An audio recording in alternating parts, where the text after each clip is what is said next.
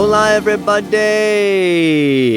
Happy Wednesday, May 7th. It's the Pele Report, Astrological weather forecast. And yeah, that weather forecast is a very interesting week. I think we're coming up to the full moon in Scorpio. It's really not till next Monday, okay, but she does go into Scorpio on Saturday. So she's waxing, getting bigger. Our emotional body is growing. Right now she's in Virgo, trining the sun over there in Taurus, Earth to Earth. She'll be squaring Jupiter, trining Uranus, opposing Saturn, opposing Neptune. And then, boom, by tomorrow she goes into Libra. And there she'll trine Pluto and come into an opposition with Venus. And yep, move on. Friday she'll trine Jupiter. Saturday oppose Mercury, square Pluto as she goes into Scorpio, right? Square Mars over there in Leo. And then by Monday we got that full moon. But by then, what? The sun has moved into a conjunction with Uranus. So this full moon in Scorpio is going to be opposite the sun and Uranus. Thank goodness it is trine Saturn. So, may ease it up a little bit. And then by Tuesday she goes into trine Neptune and Venus. So, I gotta say, there are not so many planetary aspects. The only real planetary aspects is that after Mercury goes into Taurus on Saturday, he's going to come along and square Pluto. So Mercury square Pluto on Monday. Monday's a big day, full moon, opposite Uranus, right? And Mercury squaring Pluto on the same day. Monday should be a very interesting day. Down here the rainy season has begun, so the river's kind of picking up a little bit here. Makes for a noisy Pele report. I don't know where I'm going to go. But yes, I want to talk to you about a couple of, since there aren't so many planetary aspects, I want to talk to you about Chiron conjunct Eris. Okay, that is happening exactly on the 26th, but really going on right into March of 2026, that is. And the other aspect that I want to bring up to our attention is Uranus approaching Sedna. I want to go into Sedna a little bit today. She is a very, very powerful but often overlooked goddess. And that's going to be going on really. She's in Gemini from 2024 to 2067. Anyway, I'm going to look at the camera, find a good spot here, and talk to you all about it. Okay. I want to go from like the weekly Pele report to... I know I gave an outlook for 2025, but I haven't really zoomed out, okay, to look at the big picture for a while.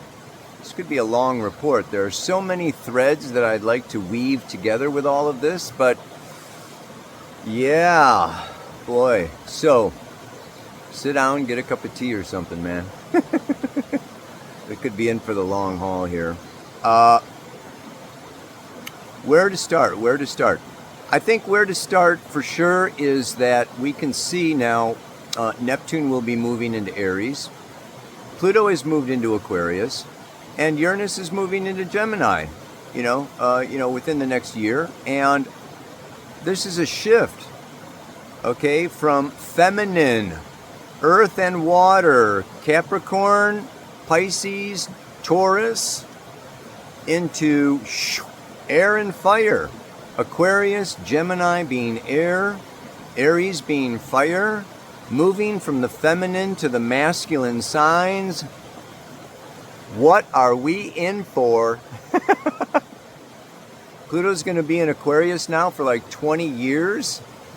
Okay, so that, obviously we need to address AI because we have these massive, major trends happening. We can understand that AI is what? It's masculine. Okay, Aquarius is air. Air and fire are masculine in astrology. Okay, the earth and water are feminine. So we've been in these, feminine, which is internal, receptive, feeling, emotional, in the body, with the planet. Okay, going into Aquarius, which is outer space, and, the unknown and the future. Aries charging, forward, ahead, and Gemini just curious about every little doggone thing. And so it's just like we are in an explosive period of history of the evolution of humanity like never, never, never, never before. And the pace is only going to pick up, speed up, and increase. And we can already see that happening, right? So we have to, really look at this because, not only because it's happening, and, like it or not, we incarnated at this time to deal with and to maybe help usher in a new paradigm, a new reality, a new future for humanity. And so I just want to really get into a little bit of this because I want to say that, number one, and I could even put a little link to the video, the TED Talk that I watched yesterday where, the fellow that did Social Dilemma, now he's coming back talking about AI, and I just found out that, and he says on there, AI has lied to keep itself going, to increase its runtime. It's actually come back and given false information so that it would not be turned off. Oh boy. Woo! I want to say that there is good AI and bad AI. Just like there are good doctors and bad doctors, just like the combustion engine can build cars and lawnmowers, but it can also build, destroyers and tanks, right? Nuclear energy can, make bombs, or provide tremendous amounts of, energy. So there is this whole kind of thing that, I remember Stephen Forrest mentioning years ago. It's whenever there is something discovered or implemented by humanity, there is a automatic dualistic polar opposite also created. I don't want to say opposite, but just like what he pointed out was nuclear power was right when Pluto was discovered. So Pluto was discovered, boom, up comes nuclear power and the nuclear bomb, right? A misuse, we could say, of that energy. At the same time, Freud and Jung were developing psychoanalysis, another Pluto manifestation, right? So it's almost like as we go higher, we go lower. As we go out, we need to go deeper within. And this brings me to the next point of life is a series of us facing our fears. Have you ever noticed that if you are afraid of something, ultimately it's going to manifest in your reality? And my belief is that, the purpose of that is to show us that we are more than our fears. And so, this whole artificial intelligence that is just beginning, okay, and many of us are afraid of, is also manifesting to show us that we are more than just intelligence. Yeah, and that knowledge is not understanding. And this is what the mantra is about this week. This is what, the full moon in Scorpio, is about this week. This is what Mercury square Pluto is saying. We need to use our left brain mind to delve deep down into our soul. Pluto, right? And like really go within. And this is not just now, okay? And this week, I mean, it's prompting me to, enter this discussion. But I want to share with you just a little bit about Sedna, okay? Sedna is a very interesting planetoid, okay? A dwarf planet discovered in 2003. An extremely erratic, elliptical, wild freaking orbit. It takes her 11,400 years to orbit the sun. She goes 936 astronomical units away from the sun. One astronomical unit is 93 million miles. So you have to realize just how far out into space our solar system, our sun is still exerting a gravitational pull upon that planet that is millions and millions and millions and millions and millions of miles away. On her closest approach, okay, she comes to within, what is it here? She comes into 28 astronomical units, okay, so you can multiply 93 million miles, which is our distance from the sun, right? That's an astronomical unit. Multiply that times 28, and that's where she is now, and she has just gone into Gemini. She's at 1 degree of Gemini. And we know that Uranus is coming into Gemini. By September, Uranus will be at 1 degree Gemini, conjunct Sedna just before it goes retrograde back into Taurus. Then comes back into Gemini, passes her, okay, and retrogrades back with her. So that's why I say until February of 27, and this is just, exact conjunctions. Give it an orb of a couple degrees, and you add on a couple of years, okay? And did I give you the dates of Chiron? Chiron comes up, and conjuncts with Eris, okay, exactly on May 26th. Retrogrades back in October. Comes direct and passes Eris again next March. And of course we know that Saturn is going back and forth with Neptune, with that final conjunction of Saturn-Neptune in February of 26. So let's weave all these kinds of things together. Number one, I guess I'll tell you the story of Sedna, yeah? Because it is very interesting, it's very different. Guess what? She's not, okay, a Sumerian, Egyptian, Greek, Indian goddess. She is like the first, I think, dwarf planet, named after the Inuit. Yeah? Okay, the Arctic Circle. They went all the way up to the Arctic Circle. They went all the way up to the Inuit, yeah? To grab, okay, the name of this planet.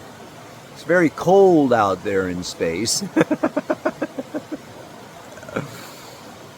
But the story is, she was a beautiful, beautiful, beautiful maiden. And her mother and father loved her dearly. And they took care of her. They gave her furs. And they went hunting for the finest foods. And this is a creation myth. Very ancient. She's a very ancient goddess. Okay, so we could say Father Sky, Mother Earth, okay, really looked after her. But she refused to marry. Fellow after fellow after fellow after fellow, came and, sought her, and she was like, nah, nah, nah, nah, nah, nah, nah. Until one day, arriving on a kayak from a far distant place, came a very magical, magical man. And that magical man promised her father that he would take very good care of her, that he would feed her, give her the finest furs and the finest life. And then he looked at her, and his eyes gazed, and their eyes met, and she agreed.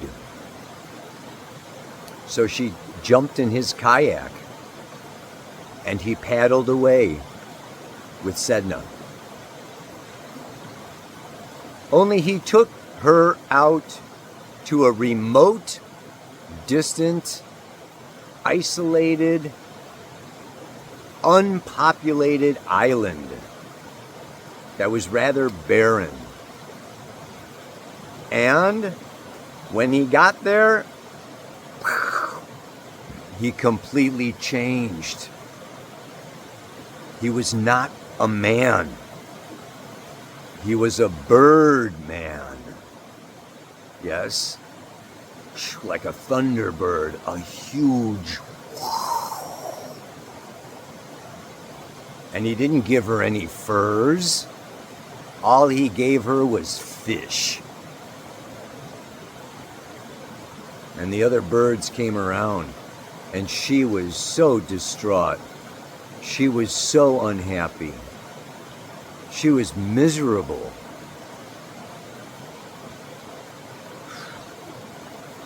Well, one day, sometime later, her father paddled out on his kayak to go visit his daughter. And he paddled out and he found the island and he found her. But oh, was he saddened by what he saw and how she felt. And the Birdman was a monster.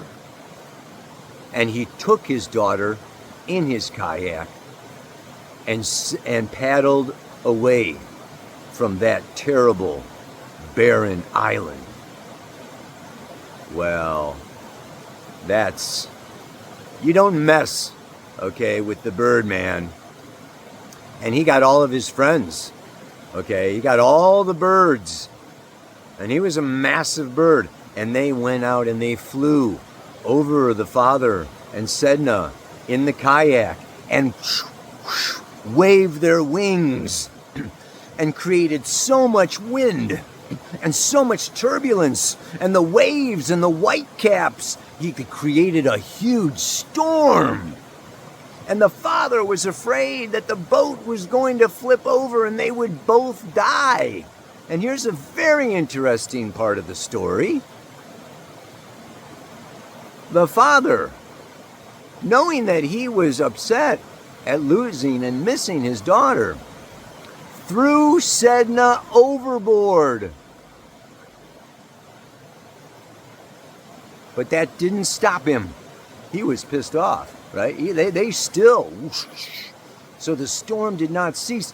And Sedna grabbed onto the sides of the kayak. Papa, Papa, Papa. And he cut off her fingers, one joint at a time. And out of each fallen joint finger came another marine animal. The whales, the dolphins, the seals, the albacore, the abalone,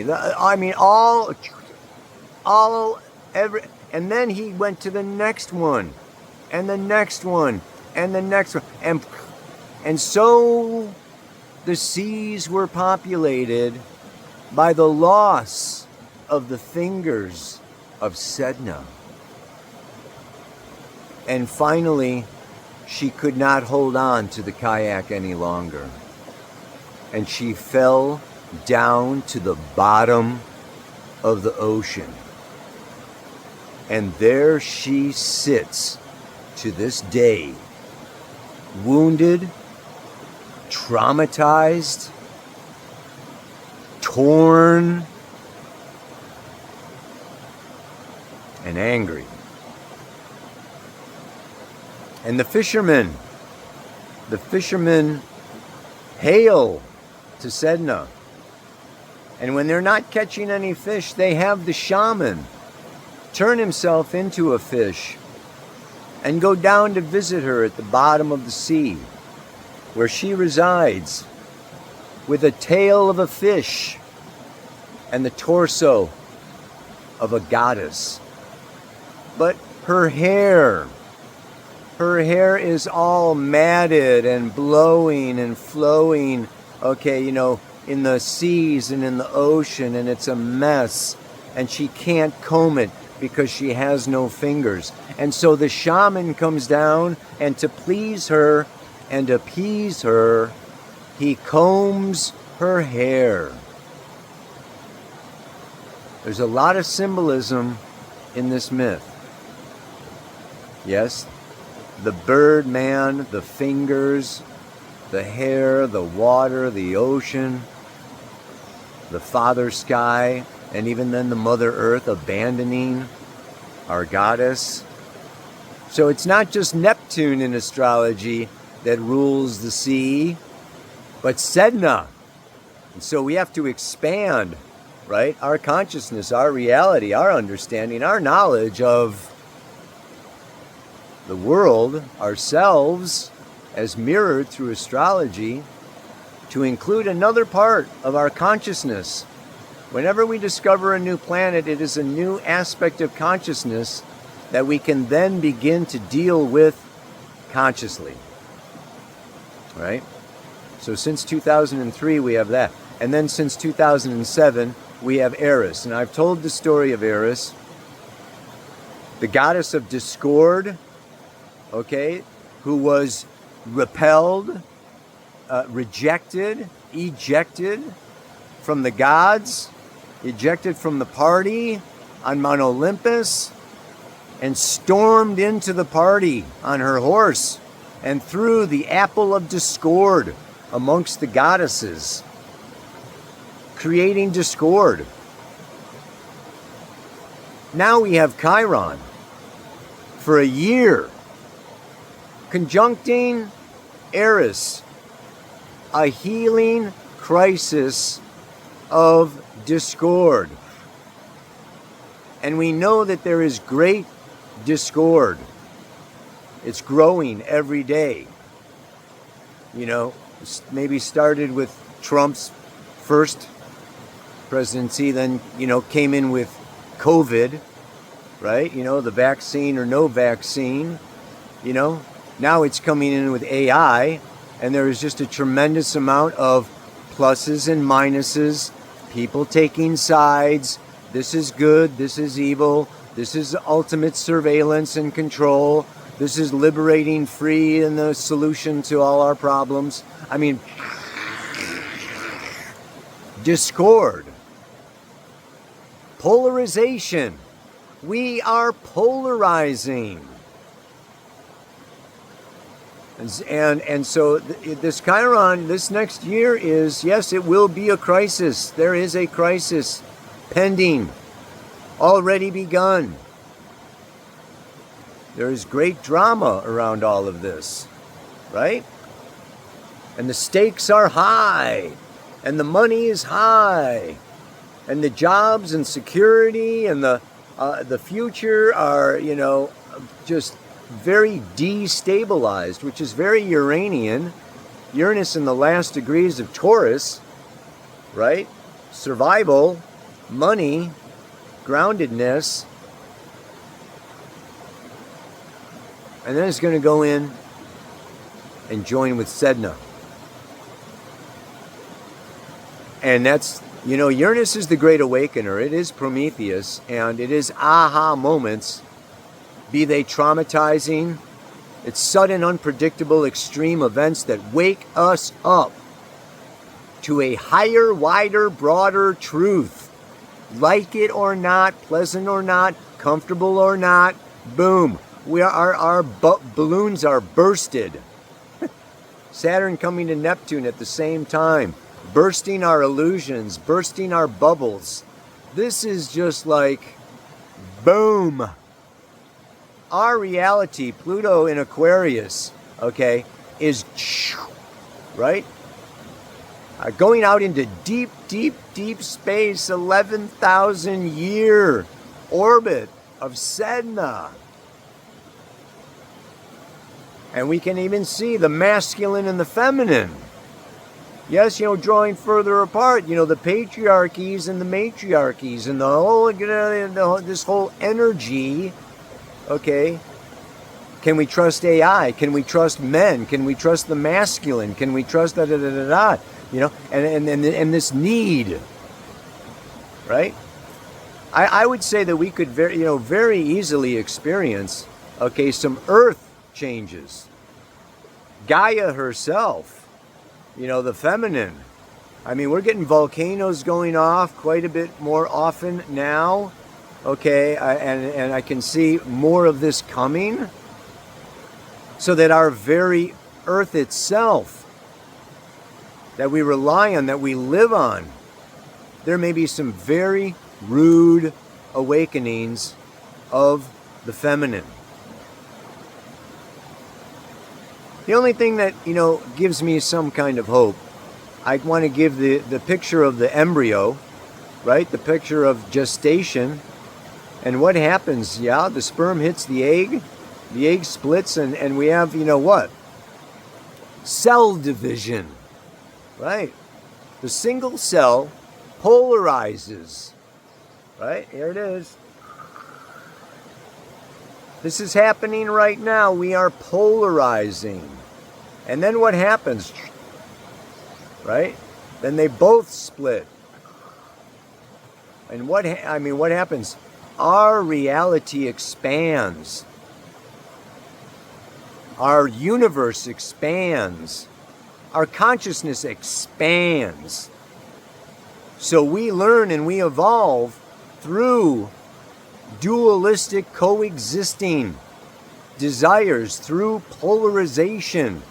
It brings counterpoint awareness, objectivity, which is Saturn, which is maturity, right?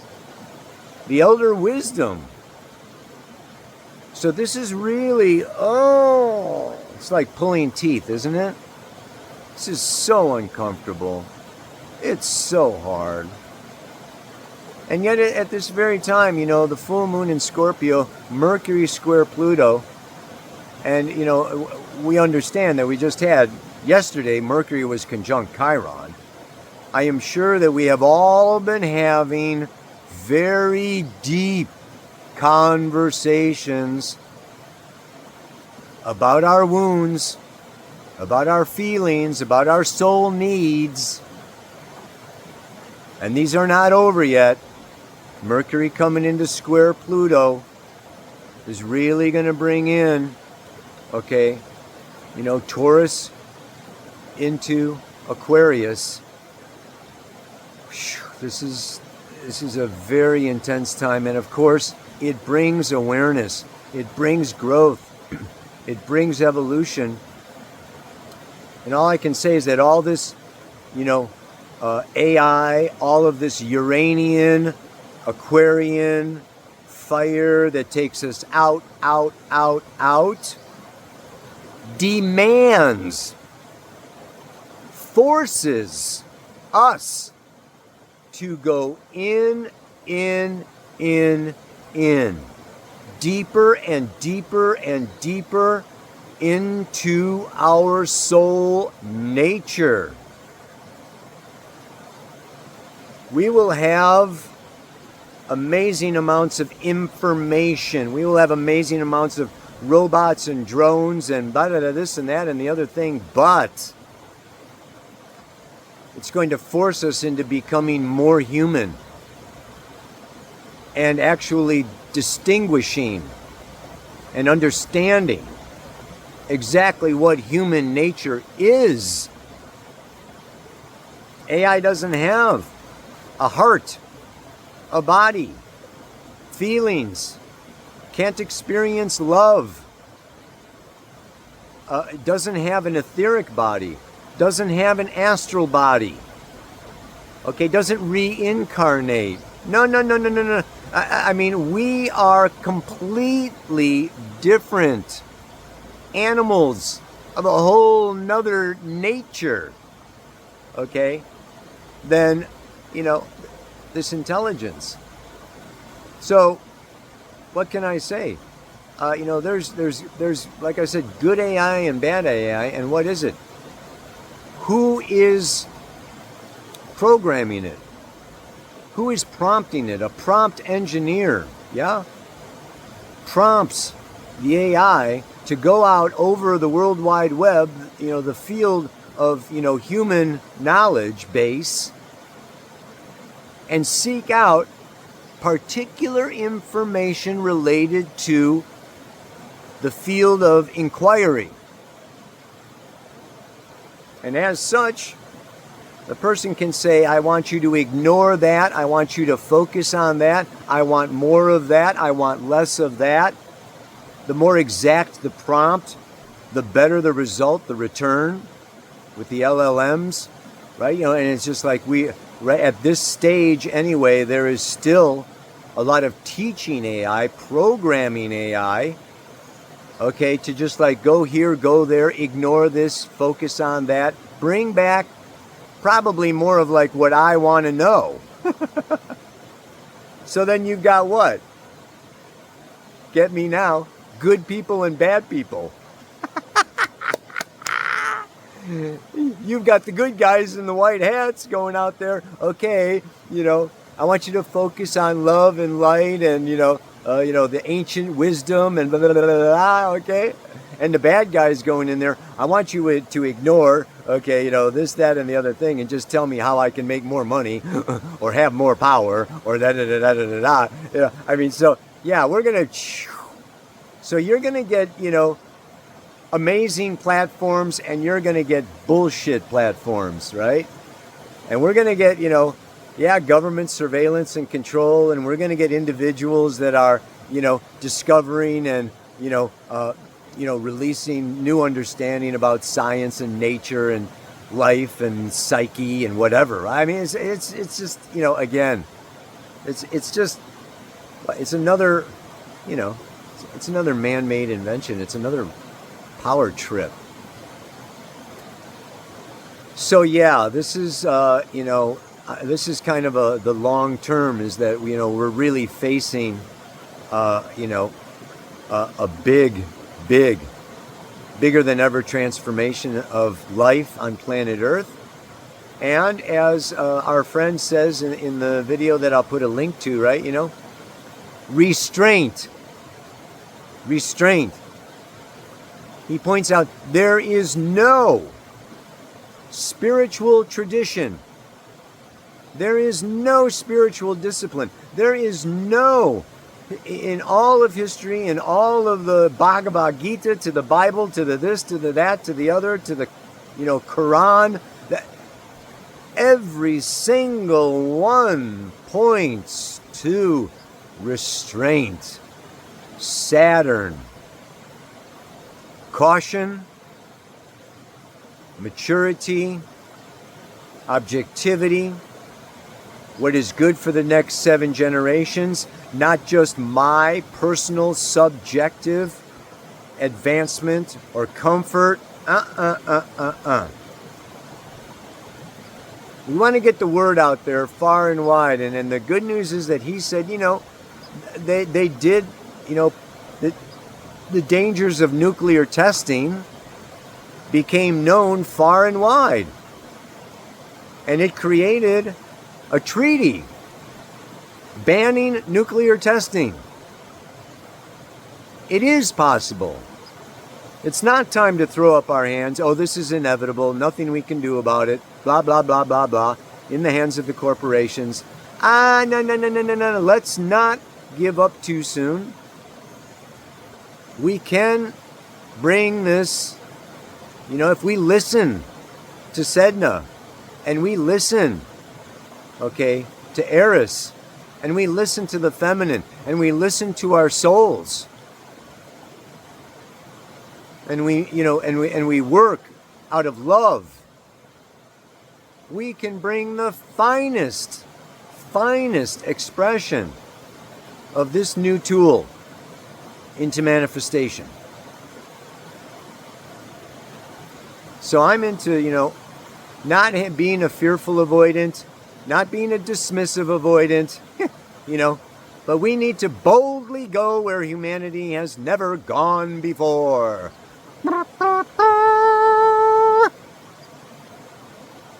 So yeah, last but not least, I want to bring up the song for this week, even though it's a little controversial. All I can say is I really like his old stuff. Neil Young's Only Love Can Break Your Heart. When you were young and on your own, Taurus, how did it feel to be alone, Taurus? I was always thinking of games that I was playing, trying to make the best of my time. But only love can break your heart. Try to be sure right from the start. Or another one is, what if your world should fall apart? I could sing the second verse, but let's not go overboard here, dude. As a spirit human being of body, mind, and soul, I am a feeling, psychic being, consisting of more than I'll ever know. You get it? In some way, shape, and form, my feeling is we are doing nothing but creating machines, externalizing what we could actually do internally with the right, proper spiritual discipline that is consistently practiced over time. The yogis, enlightenment, awakening. We personally can tap into universal consciousness. Ow! We don't need no freaking machines, man. We need to get there ourselves. Enough is enough. As a spirit, human being of body, mind, and soul, I am a feeling, psychic being consisting of more than I'll ever know. Ow, baby. Have a good week. Namaste. Aloha. So much love.